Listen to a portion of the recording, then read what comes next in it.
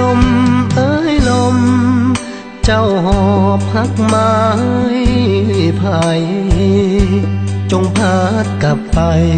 เอาหักกลับไปคืนเขาดีกว่าอย่ามาสนใจคนตายด้านหัวใจเย็นซาลมเอ้ยโปรดกรุณาอย่าซ้ำเติมค่าให้ตายทั้งเป็นแพ้หัวใจยังปวดลวดล้าวระบมจึงขอวอนลมให้พัดกลับไปหักลวงหลอกเล่นหนีไปให้ห่างอย่าเหลือข้างแม้1%ชาตินี้ขอหลีกขอเว้นจะบอกขอเป็นศาลาพักใจหัวใจของอายคือศีลอ่อนๆบ่ได้แซมซ้อนเสริมเหล็กกันสนเอาไว้เมื่อถือเขาหลอกก็ซ้ำก็ซอกปางตายเยียวยาก็คงบ่หายเพราะว่าหัวใจอายแตกเพพังลมเอ้ยลมจงพัดหนีไปทางอื่นเอาหักหวานซื่นย่อยืนให้เขาสมความมุ่งหวังอย่าเสียเวลาเยียวยาใจที่แตกเพพังปล่อยให้มันตายกระด้างฝังศพหัวใจกับสายลมลว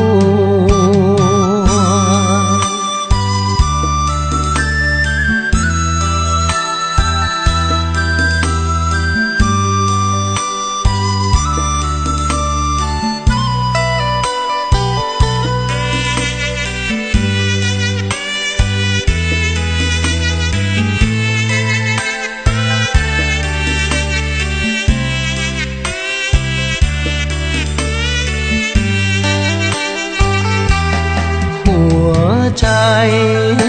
ของอายคือศีลอ่อนๆบ่ได้แซมซ้อนเสริมเหล็กกันสนเอาไว้เมื่อถือเขาหลอกก็ซ้ำก็ซอกปางตายเยียวยาก็คงบ่หายเพราะว่าหัวใจอายแตกเพพังลมเอ้ยลมจงพัดหนีไปทางอื่นเอาหักหวานซื่นย่อยืนให้เขาสมความมุ่งหวังอย่าเสียเวลาเยียวยาใจที่แตกเพพังปล่อยให้มันตายกระด้างฝังศพหัวใจกับสายลมลว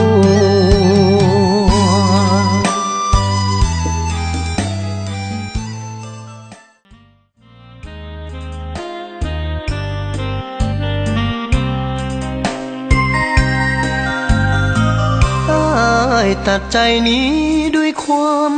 จำเป็นเพราะว่าลิงเห็นเส้นทางเดินร่วมกันบ่ได้ดัง1 แก้วแตกหักใหม่มาแทรกน้องมี2 ใจบ่อาจจะห่วงห้ามไว้อันแนวหัวใจของคนคืนอยู่ต่อไปยิ่งซ้ำอุราแนงตัดปัญหาจึงขอลาไปเสียให้พ้นตัดหักสะบั้นขาดสายสัมพันธ์ของเรา2 คนศอกซ้ำก็ต้องจำทนดิ้นรนจนถึงทางตันภาพแห่งความหลังยังฝังใจผู้วันฟื้นคืนสุขที่ เฮามีไว้ให้กันแต่ด้วยเหตุใดน้องจึงเปลี่ยนใจลืมไหลคำมันย้อนสักหายจางใจนางจึงจางในเข้าตื่นให้ตัดใจนี้เพื่อล้างมนทินบ่ได้ทวินไฟสูงสักมีหาอีกตื่นหลายปีดีดักสละคนหาไปให้เขายืมแต่แล้วก็ต้องเศร้าซึมอยากลืมจึงตัดใจนี้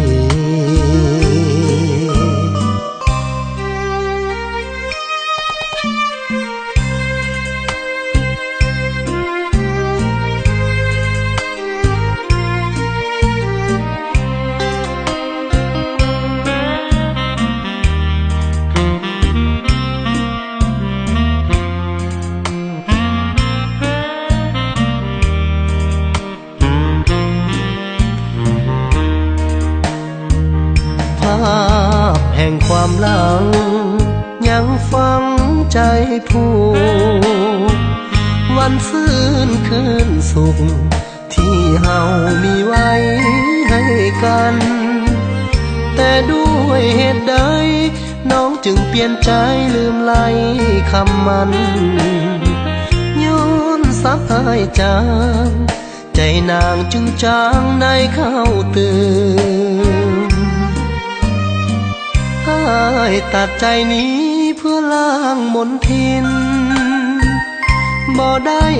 ทวินไฟสูงสักมีหาอีกตื่นหลายปีดีดักสละคนหาไปให้เขายืมแต่แล้วก็ต้องเศร้าซึมอยากลื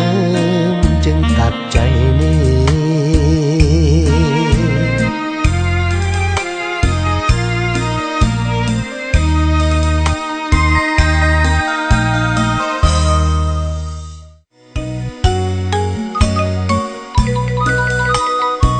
จากไปหลายปีมาฮอดมื้อนี้จังเห็นหน้ากันจังแม่นจิตใจซื่นบานได้พบหน้ากันดังใจหมายปองเห็นดินถิ่นนาห้วยน้ำบังป่าที่เคยลอยล่องเห็นพ่อแม่พี่น้องลุงป้าเอาอาแสนตื่นตันใจบอกเคยคิดเลยว่าจะได้เห็นเมืองลาวเปลี่ยนโฉมเส้นทางคมมนาคมลาดยางเกี้ยงกลมแต่เนื้อทางใต้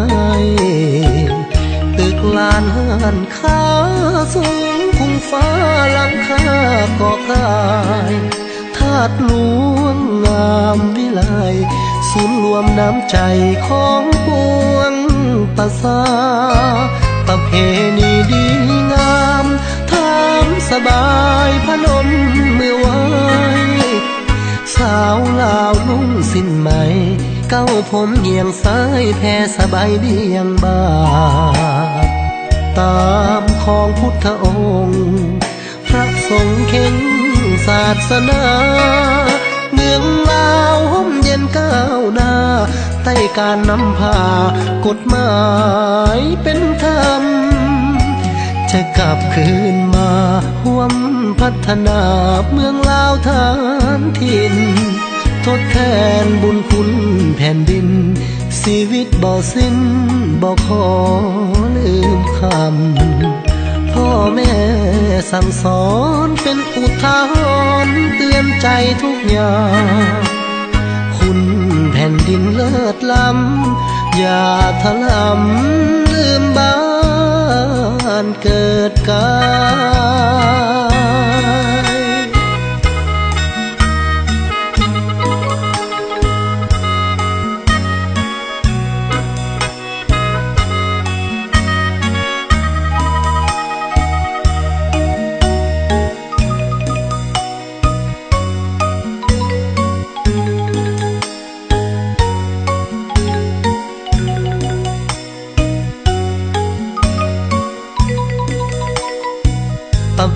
ณีดีงามทามสบายพนมมือไหวสาวลาวนุ่งสิ้นไหมเก้าผมเหี่ยงซ้ายแพ่สบายเบี่ยงบา